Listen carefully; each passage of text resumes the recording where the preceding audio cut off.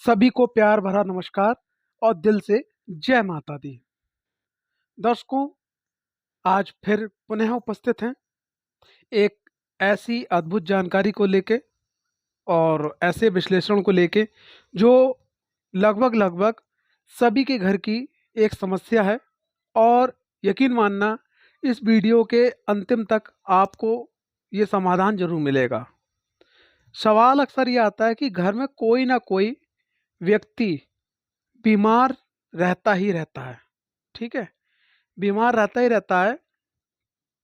कभी मम्मी, कभी पापा, कभी बहन, कभी भाई, दादा दादी, बच्चे, बहू, स्वयं अपने आप। ठीक है, कोई ना कोई जो है बीमार रहता है और परेशानी बनी रहती है। भाई, दवा भी चल रही है, पूजा पाठ भी चल रही है, बहुत सारे एस्ट्रोलॉजरों के पास गए, उनके बताए हुए उपाय भी चल रहे हैं, लेकिन आखिर प्रॉब्लम कहाँ से आ रही है? तो इसी टॉपिक पे बात करेंगे। वीडियो का टॉपिक है, घर में कोई ना कोई व्यक्ति बीमार रहता है, क्या करें? अब इसका निदान क्या है? पहले जाने कारण। मैं अक्सर बोलता हूँ कि अगर कोई परेशानी हुई है तो किस कारण से हुई है। तो यहाँ पर क्या है, बीमार व्यक्ति क्यों हो रहा है तो उसके कारण जानेंगे, और वो ठीक कैसे होगा उसके कारण जानेंगे। ठीक है, सबसे पहली चीज़, वीडियो को स्टार्ट करने से पहले एक सविनय निवेदन है। अगर आप चैनल पर पहली बार आए हैं तो चैनल को सब्सक्राइब करना, वीडियो को लाइक करना और लोगों को शेयर करना बिल्कुल ना भूलें। और साथ ही साथ यहाँ पर जो ज्योतिषीय उपाय बताए गए हैं, जो समाधान बताए गए हैं, लेकिन इसके संग संग आपको एक बात का विशेष विशेष विशेष ध्यान रखना होगा। आपका जो मेडिकल ट्रीटमेंट चल रहा है, जो आपकी दवाएं चल रही हैं, उनको आप बंद नहीं करेंगे, लेकिन जो बताए गए उपाय हैं उनको आप संग में जोड़ देंगे, जिससे दवाएं जो हैं तेजी से कार्य करने लगेंगी और आगे दवाएं घर के अंदर ना आए। ठीक है, अब बात करते हैं आगे। ठीक, कि सबसे पहला टॉपिक, बीमारी के कारण जाने। देखिए, बीमारी के मुख्यतः 10 कारण हैं जो मैंने रिसर्च करके निकाले हैं। सबसे पहला कारण है ग्रह दशा और गोचर। आपकी कुंडली है, कुंडली में कहीं मारक भावों की महादशा तो नहीं चल रही, जिसमें छठा भाव, अष्टम भाव, 12वां भाव। छठा भाव रोग ऋण को खड़ा करता है, अष्टम भाव अचानक बड़ी दिक्कत, खड़ी परेशानी, दुर्घटना, एक्सीडेंट करवा सकता है, और 12वां भाव अस्पताल के और दवाओं के, डॉक्टरों के बार बार चक्कर। इन तीन भावों का बहुत बड़ा रोल होता है। साथ ही साथ क्या है, यहाँ पर एक चीज और देखी जाती है कि ये जो भाव है, इन भावों से कैसे बाहर निकला जाए। मान लिया छठे घर की जो महादशा है वो 16-17 साल या 10 साल की है। ठीक है, और वो मारक ग्रह है, उसकी महादशा आ गई, तो फिर आपकी दवाई चलेंगी। निदान क्या होगा आगे बताएंगे। दूसरा है हमारा खान पान, जो सब लोग जानते हैं। बात, पित्त, कफ। आयुर्वेद में ये तीन बताए गए। अब अगर किसी को कफ से संबंधित समस्या है और वह ठंडी चीज़ों का ज़्यादा इस्तेमाल कर रहा है तो दिक्कत खड़ी होगी। तो ये आपको जानना अति आवश्यक है कि आपकी जो बॉडी सिस्टम है, जो आपका शरीर है, वो किस प्रवृत्ति को संपर्क में आके, किस प्रवृत्ति के संपर्क में आने के बाद में आपकी बॉडी डिसबैलेंस हो जाती है। ठीक है, इस चीज को भी जानना बहुत जरूरी है। तो जो आपके लिए, शरीर के लिए अनुचित है, अच्छा नहीं है, उसको त्याग दें। तीसरे नंबर पे नींद। नींद संपूर्ण रूप से पूर्ण ना आना। कहते हैं कि तीसरे हिस्से की नींद पूरी आना चाहिए, यानी कि 24 घंटे का दिन होता है, पूरा दिन रात जोड़ के, तो 8 या 24, कम से कम 8 घंटे की नींद हर एक व्यक्ति के लिए कंपलसरी है। और नींद का मतलब बढ़िया नींद, ये नहीं कि नींद में आप कहीं भ्रमण कर रहे हो, कुछ सपना देख रहे हो, तो वो आपका क्या है कि पूरी तरीके से माइंड आपका रिलैक्स नहीं हो रहा। बहुत सारे लोग कह रहे हैं कि मैं सो गया, लेकिन सोने के बाद में आप बिल्कुल जब उठो आपको कुछ याद ना हो, ठीक है, आपके संग नींद में क्या हुआ आपको कोई सपना याद ना हो, इसका मतलब तब आप बहुत अच्छी तरीके से नींद लिए हो। चौथी परेशानी आती है रोगों को बढ़ाने के लिए। वो पारिवारिक हो सकती है, परिवार में कोई दिक्कत परेशानी हो। मानसिक रूप से हो सकती है, पैसों को लेके आर्थिक संबंध परेशानी हो सकती है, सामाजिक परेशानी हो सकती है, आदि कोई और परेशानी जनरल हो सकती है जो आपको परेशान करे और बीमारी की तरफ ले जाए। इसमें अक्सर कहते हैं कि भाई ज़्यादा स्ट्रेस मत लो, शुगर लेवल बढ़ जाएगा तो शुगर हो सकता है, बीपी हो सकता है, और भी प्रॉब्लम हो सकती हैं जो मानसिक डिप्रेशन होने के बाद में, टेंशन होने के बाद में उखड़ जाती हैं शरीर में से, उनका डिसबैलेंस हो जाता है। पांचवा दिक्कत खड़ी हो सकती है कि जो हमारे पूर्वज हैं उन पूर्वजों की आत्मा तृप्त ना हो और उन पूर्वजों को मुक्ति नहीं मिली हो और वो अशुद्ध अवस्था में दूषित आत्मा के रूप में भटक रहे हों, तो पितृदोष भी बहुत बड़ा बीमारियों का और रहस्यमय बीमारियों का कारण बन जाता है। छठा है आपके कुल देवी देवता। कुल देवी देवता मैं यूं कह सकता हूं आपकी बॉडी के ऊपर, जैसे हम लोग कपड़ा जो पहनते हैं, क्लॉथ्स जो पहनते हैं, तो क्लॉथ्स हर तरीके से हमारी बॉडी को ढक के रखने के लिए, हमारी बॉडी को मजबूत करने के लिए, बाहर के ठंडे गर्मी से बचने के लिए हर प्रकार से कार्य करता है। इसी प्रकार से हमारे परिवार के जो कुल देवी देवता हैं, ठीक है, उनका पूर्ण रूप से आशीर्वाद ना मिल पाना, ये भी जो है हमारे घर के स्ट्रक्चर और ऊर्जा को कमज़ोर कर देता है, जिस कारण से बीमारियां हमारे घर की तरफ चली आती हैं और वो कहीं ना कहीं लोगों को संग जोड़ लेती हैं अपने आप को। सातवां है गलत आदत और नशा। डॉक्टर ने मना कर दिया कि लीवर आपका ढंग से काम नहीं कर रहा, आप शराब को कम कर दीजिए, धीरे धीरे खत्म कर दीजिए, आप बढ़ा रहे हो और आप जानते हो आप छोटे से बच्चे नहीं हो, आपकी अच्छी खासी आयु है, ठीक है, आपके छोटे छोटे बच्चे हैं, लेकिन तो इसमें आप क्या बोलोगे? ठीक है, तो ये आप खुद कर रहे हो। उसके बाद आठवें नंबर पे अक्सर क्या होता है कि राह चलते हम लोगों को गाली दे देते हैं। कोई मजदूर होता है और वो बहुत मेहनत कर रहा होता है, उसको हम गाली दे देते हैं, किसी भिखारी के संग मजाक करने लगते हैं, ठीक है, या कोई अनजाने में हमसे हो जाता है कर्म, या जो पूर्व जन्म के कर्म होते हैं, जो पूर्व जन्म के कर्म होते हैं जो हमारे संग जुड़े जाते हैं और हमें मालूम नहीं होता है कि हम तो बहुत कुछ अच्छा कर रहे हैं, लेकिन पिछले जन्म का श्राप जो है हम भोग रहे हैं। इसका सबसे बड़ा प्रमाण क्या मिलता है? देवासुर संग्राम के बाद में भगवान विष्णु को श्राप मिला था। पूरी कथा अगर बोलूंगा तो बहुत लंबी हो जाएगी, कि उनको जो है हर बार धरती पाना पड़ता है। तो श्राप का पालन तो जो है आदि नारायण परमात्मा भी करते हैं, ठीक है ना। तो अज्ञात श्राप और ज्ञात श्राप, अज्ञात श्राप वो है जिसकी हमें जानकारी नहीं है, अज्ञात श्राप वो है कि जो हमने जानबूझ के किया है ना चाहते हुए भी, तो उसका भी निदान होना अति आवश्यक है। नमा जो टॉपिक है वो है आपके घर का वास्तु। अगर वास्तु में कुछ ऐसी दिशाएं होती हैं कि अगर वो दिशाएं किसी प्रकार से दूषित हो जाएं तो धीरे धीरे करके बीमारी जो है वो आपके घर पे कब्जा कर लेती है। यानी हर एक बीमारी, किसी को सर्दी, किसी को जुकाम, किसी को बीपी, किसी को थायराइड, किसी को हार्ट की प्रॉब्लम, किसी को किडनी की प्रॉब्लम, किसी के सिर में स्ट्रेस, आए दिन जो है दवा आ रही है, एक की खत्म हुई दूसरी चालू, दूसरी खत्म तीसरी चालू हुई, कभी कभी का सभी लोगों की दवा चल रही है। डॉक्टर के यहाँ गए तो चार के चार पांच लोग चले गए, सबकी दवा, किसी को ये किसी को ये, अच्छा खासा डॉक्टर का ही बिल बन गया, ठीक है। तो ये जो है वास्तु की वजह से होता है, अगर वास्तु गड़बड़ है तो।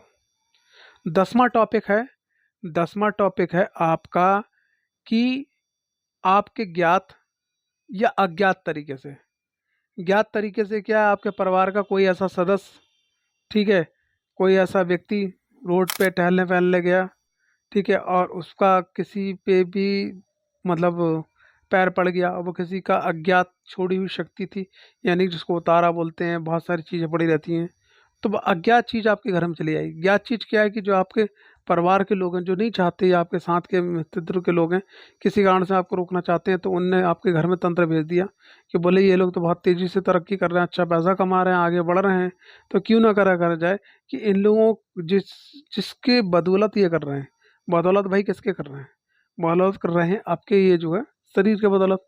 तो शरीर को ही कमज़ोर कर दे जाएंगे, इनकी शॉप कम खुलेगी, नौकरी की छुट्टी ज़्यादा होंगी, और खर्चा इनका फालतू का बढ़ जाएगा। तो ये चीज़ें हो जाती हैं। तो ये 10 टॉपिक हैं, इन्हीं 10 टॉपिक पे बात करते हैं। अब उपाय की सबसे पहला टॉपिक ग्रह दशा और गोचर। यहाँ पर आप क्या करिएगा, सबसे पहली चीज आप अपने कौन सा ग्रह आपकी कुंडली के अंदर आपको कष्ट दे रहा है उसका दान करना चाहिए, जाप करना चाहिए, उसके लिए सेवा करना चाहिए, साधना करना चाहिए, उसका स्टोन पहनना चाहिए, रत्न पहनना चाहिए। ये आप एस्ट्रोलॉजर से अपनी कुंडली प्रोडक्ट जरूर करवाएं। सबसे पहली चीज, मान लिया आप डॉक्टर के यहाँ से 100 200 500 1000 की दवा लेके आ रहे हैं और आपका ऐसे धीरे धीरे करके लाखों रुपए चला गया, आपको पता नहीं चला। लेकिन एक बार क्या आकर आपने जो है, कहने का तात्पर्य, जो रतन रुद्राक्ष पूजा जाप है वो आपने संग में जोड़ लिया, तो नेक्स्ट टाइम बीमारी नहीं आएगी। क्योंकि मंत्र क्या है, मंत्र एक स्वर विज्ञान है। स्वर विज्ञान का मतलब एक साउंड की साइंस है कि जो हमारी बॉडी की एनर्जी को बढ़ा देती है, जिससे वो बीमारी हम पे कब्जा नहीं कर पाती है। ये हो गए ग्रह बाधा, ग्रह दशा। अब इसके बाद बात करते हैं गोचर। कभी कभी क्या होता है कि 1.5 पौने 2 साल 2.5 साल 3 साल के अंदर ग्रहों, ये जो 4 ग्रह हैं ये आपस में बदलते हैं। जैसे राहु और केतु संग में ही बदलते हैं 1.5 साल के अंदर। देवगुरु बृहस्पति लगभग 13 महीने 12 महीने 14 महीने के अंदर अंतराल में बदलते हैं। अगर वो वक्री मार्गी ना हो तो लगभग 13 महीने के अंदर जो है राशि परिवर्तन कर लेते हैं। शनिदेव 2.5 से 3 साल के अंदर राशि परिवर्तन कर लेते हैं। ठीक है, तो ये 4 ग्रह ऐसे हैं, जब भी राशि परिवर्तन करते हैं तो आप अपनी कुंडली विश्लेषण अध्ययन जरूर करवाएं। हो सकता है कि कोई जो ग्रह बदला है वो 1.5 पौने 2 साल 3 साल के लिए आपको बीमारी देने के लिए आया हो। अगर बीमारी देने के लिए आया तो उसका क्या दान करना चाहिए, जाप करना चाहिए, अनुष्ठान करना चाहिए, ठीक है, वो आपको क्लियर हो जाएगा। दूसरे नंबर पे खान पान। तो आप अपनी प्रवृत्ति को चेक करवाइएगा, आपको कौन सी चीज़ गलत लगती है। मतलब गलत का मतलब आपकी बॉडी को गलत लगती है, आपको तो अच्छी लगती है, खाने में टेस्टी है, लेकिन आपकी बॉडी जो है उसको सही नहीं कर पा रही है। तो उन चीज़ों को आप जल्द से जल्द अपने खान पान से बाहर कर दीजिए।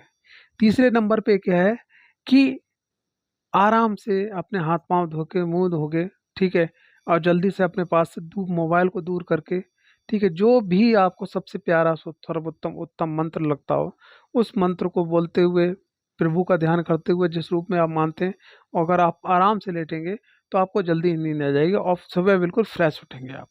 ठीक है, अब बात करते हैं चौथे नंबर पर परेशानी आती है आपकी पारिवारिक। जैसे परिवार के अंदर कोई कलह है, कोई स्थिति है ऐसी है, आपस में लड़ाई झगड़ा हो रही है, तो ऐसे में क्या करो कि आप जो जिस तरीके से समझा रहे हो वो तो आप समझाओ समझाओ, लेकिन कलह कभी कभी क्या होते हैं, ग्रह ऐसे विपरीत स्थिति में बैठ जाते हैं कि आपस में जो लोग बड़ा प्रेम करते हैं उसमें कलह होता है। तो ऐसे में उनका कुंडली विश्लेषण अध्ययन करवाओ, उनके उपाय करवाओ, उन ग्रहों को अपने फेवर में लेके आओ। ठीक है, जैसे 4 लोग लड़ रहे होते हैं, वहाँ पर अगर 2 3 लोग पहुँच जाते हैं तो उनको समझाया जाता है तो समझ जाते हैं। इसी प्रकार से जो ग्रहों की वजह से जो वेव्स निकल रही हैं, आपस में लड़ाई झगड़ा कलह हो रहा है, तो उन लोगों की कुंडली पे मतलब दिखवाइएगा। दिखवाने के बाद में जो उपाय उनको आप दीजिएगा। इससे क्या होगा कि जो ग्रह आपको लड़ाई झगड़े से कोर्ट कचहरी या अस्पताल से पैसा ले जाने के लिए आया था, हमने उसको डायरेक्ट दे दिया। जब डायरेक्ट दे दिया तो वो चीज़ कट गई। ठीक है, तो यहाँ पर आपको ये देखना है मानसिक तनाव। तो मानसिक तनाव क्या होता है, अक्सर क्या होता है, कुंडली के अंदर से चंद्रमा की स्थिति, राहु शनि की स्थिति, या सूर्य की स्थिति बहुत ज़्यादा मतलब कमज़ोर हो जाना, केतु की स्थिति, ये कुछ ग्रह ऐसे हैं कि बहुत ज़्यादा मानसिक तनाव दे देते हैं। तो आपकी कुंडली में कौन सा ग्रह मानसिक तनाव दे रहा है, तो वो कैसे दूर होगा, इसका भी जानना आपको कुंडली के माध्यम से बहुत ज़रूरी है। अब बात आती है आर्थिक की। तो आर्थिक में आप जो काम कर रहे हो वो आपकी कुंडली के अनुसार है या नहीं। ठीक है, अब जैसे मान लीजिए पूरब को हवा चल रही है ईस्ट में, और आप जो है पश्चिम यानी वेस्ट की तरफ अपनी नौका समुद्र में डाल देंगे और जोर लगाएंगे, आप तो कह रहे हो साहब मैं पूरी मेहनत कर रहा हूँ लेकिन नाव आगे नहीं बढ़ रही, तो आपकी कुंडली क्या बोल रही है, जहाँ से आपकी आय बढ़ सकती है, आप क्या वो काम कर रहे हैं। अब बहुत सारे लोग जो हैं, कहने का तात्पर्य आपने देखे होंगे कि नौकरी भी कर रहे हैं, संग में बिजनेस भी कर रहे हैं, या उसके संग में कहीं ना कहीं दूसरा काम भी कर रहे हैं, तो उनकी कुंडली के अंदर नौकरी मिल गई उनके एक अच्छे समय पे, लेकिन नौकरी उनके ग्रह के अनुसार नहीं थी, उनने दूसरा काम स्टार्ट किया। तो ऐसे ऐसे लोग पड़े हैं कि जो सालों सालों भर अपनी सरकारी सैलरी लेते नहीं हैं और बिजनेस से अपना पूरा घर परिवार चला रहे हैं। तो क्या है, इस चीज़ का भी जानना आपको बहुत ज़रूरी है।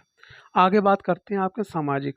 तो समाज में क्या है कि अगर आपके माध्यम से कोई ऐसी स्थिति बन गई या आपके परिवार के कोई शख्स ने कोई ऐसा गलत काम कर दिया है, जैसे समाज में आपको आपका नाम धूमिल हो रहा है, गलत हो रहा है, तो ये भी एक बहुत बड़ी स्थिति बनती है जो आपके लिए दिक्कत खड़ी कर सकती है।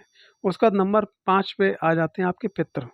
ठीक है, तो यहाँ पर मैं एक बात कहना चाहूँगा पितृ से पहले कि जो सामाजिक स्थिति खराब हो रही है, तो जिस व्यक्ति के माध्यम से खराब हो रहा है, जो जिस चीज़ से खराब हो रही है, तो उसको आप एक बार ज़रूर ज्योतिष मार्गदर्शन लें और उस तरीके से आप निपटा रहे हैं, वो तो निपटाएंगे, ख़त्म करना ही करना है उसको।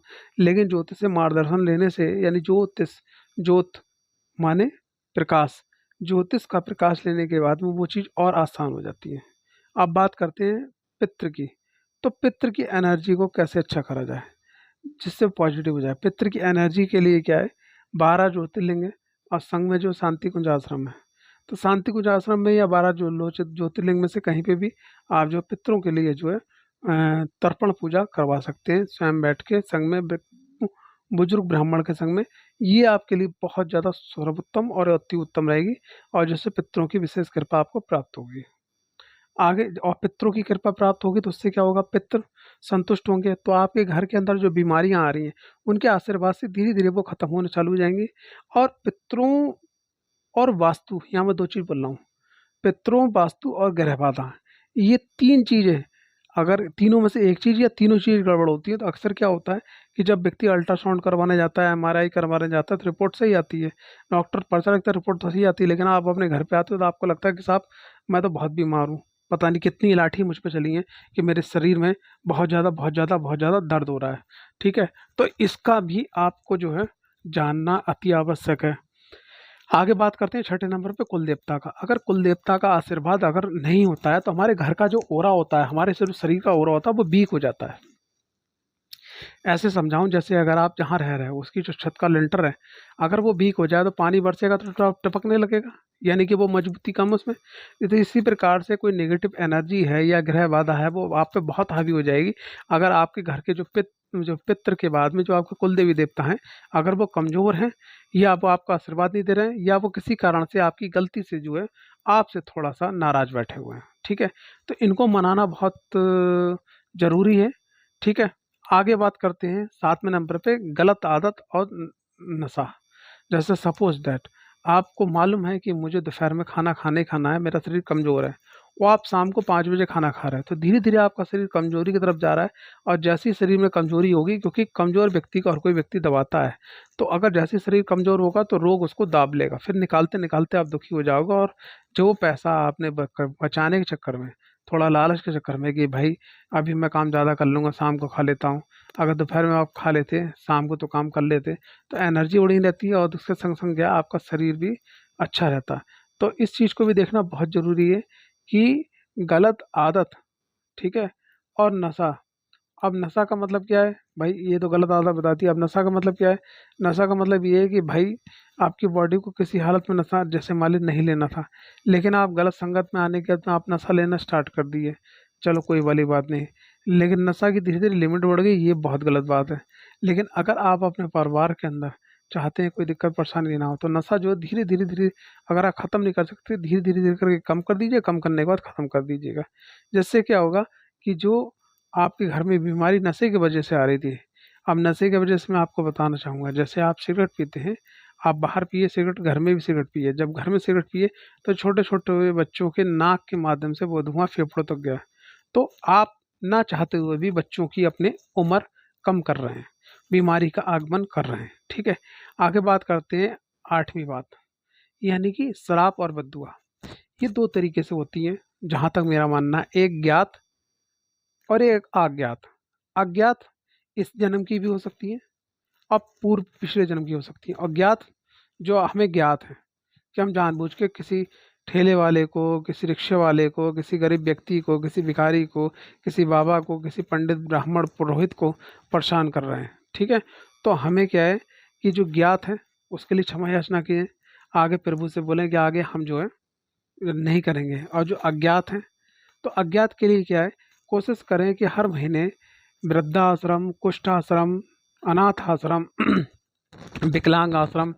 तो यहाँ पर जो भी लोग हैं, बुजुर्ग, बच्चे, ठीक है, उन बच्चों की सेवा करें, उन बच्चों को भोजन प्रदान करें हर महीने की अमावस्या पर, ठीक है। और साथ ही साथ हर महीने की पूर्णमासी पे आपको क्या करना है, एक गोला लेना है, उसको एक छेद करना है, उसके अंदर चीनी और आटा मिला के भर लेना है और अपने माथे से लगा के, और ये कहते हुए, जिनको भी आप मानते हैं, जय श्री गणेश, उन जिन भी प्रभु देवता गुरु को मानते हैं उनका बोलते हुए कि जो पूर्व जन्म के, पिछले जन्म के में जो मेरे संग पाप हैं वो धीरे धीरे करके नष्ट हो जाए।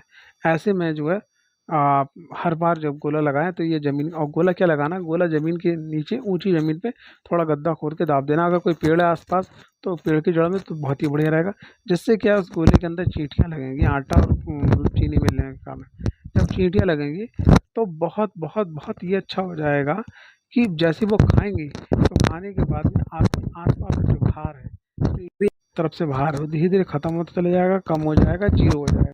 जब अब अगर ऐसा होता है तो इससे क्या होगा कि आपकी जो बदुआ है, जो अज्ञात बदुआ है, वो अपने आप समाप्त हो जाएंगी और प्रभु की कृपा आपको प्राप्त होने लगेगी। नवम, बात करते हैं वास्तु की। तो वास्तु में क्या रोल है भाई, वास्तु में मकान के केंद्र में, केंद्र में जो मकान का बीच है, बीच हिस्सा, केंद्र में आ जाइएगा, कंपास में देखिएगा, उत्तर पूर्व का कोना जिसको ईशान कोण बोलते हैं।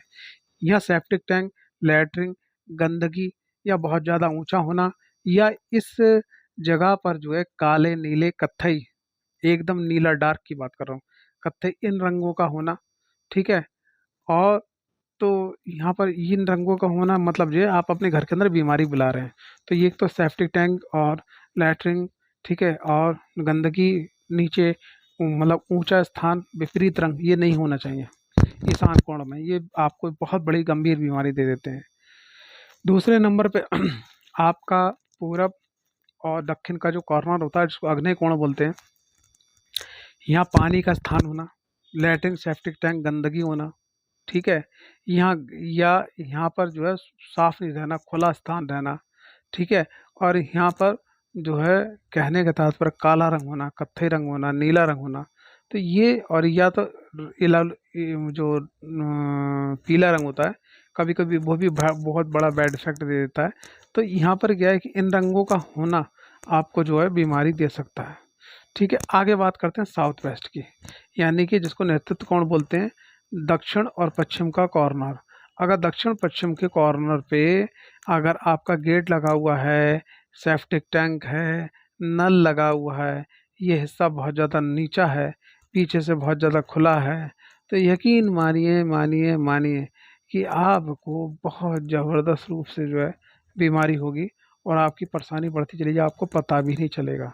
और इसके संग संग एक स्थान और है, मकान का जो केंद्र है, जो वो ब्रह्म स्थान है। अगर ब्रह्म स्थान पे सेप्टिक टैंक बना हो, अंडरग्राउंड वाटर का बना हो, जीना हो, जो इसके नीचे जड़ होती है वो हो, या वो स्थान खुला ना हो, जैसे खुला खुला का मतलब छत ही खुली हो, थोड़ी जगह वहाँ होने चाहिए, अगर स्पेस ना हो वहाँ पर अक्सर लोड रहता हो, ठीक है, तो इससे भी बहुत गंभीर गंभीर बीमारियाँ जो हैं वो पैदा होती हैं। तो ये जो चीज़ें हैं, इन चीज़ों को मैंने आपको बताया। लास्ट में मैं बस आपसे एक ही बात कहना चाहता हूँ कि अगर कुंडली के अंदर कोई दिक्कत परेशानी है, या आपकी जो बीमारियां हैं इन सब 10 कारणों में से किसी कारण से मैच हो रही है, तो उसका समाधान जरूर करें। कुंडली विश्लेषण अध्ययन करवाने के लिए या और कोई ज्योतिषीय परामर्श लेने के लिए हमारा जो व्हाट्सएप नंबर है, जो स्क्रीन पर दिया गया है, उस पर आप संपर्क कर सकते हैं। जय माता दी। हर हर हर हर महादेव।